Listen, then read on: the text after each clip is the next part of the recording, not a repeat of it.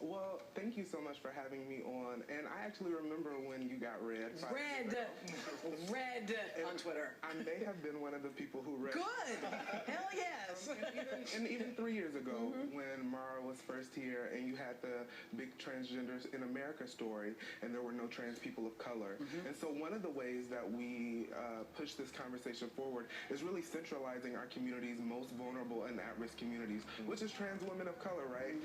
And so I actually brought Redefining Realness, which was the blueprint on my path to womanhood, and it just came out in paperback, and I saw that you are on the cover, and you said you will be changed by this book, and it's true. We have so many stories out there, and it's not fair to just have one person be the face of a movement.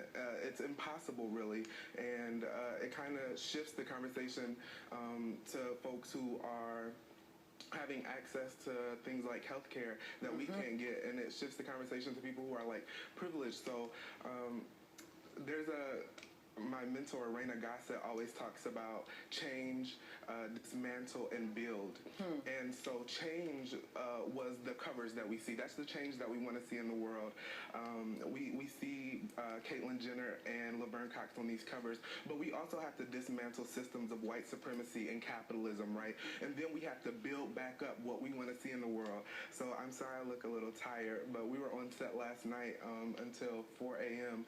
filming Happy Birthday, Marsha. And so there are so many transgender tipping points, like in 1969, when street kids and trans women of color and drag queens said no more and rebelled against the police in Stonewall right here in New York. And so those are all tipping points that I'm very proud to be a part of. So it's so interesting that you bring back up Stonewall, because we talked a bit about Stonewall when we were at sort of a moment of trying to think about what a watershed moment is.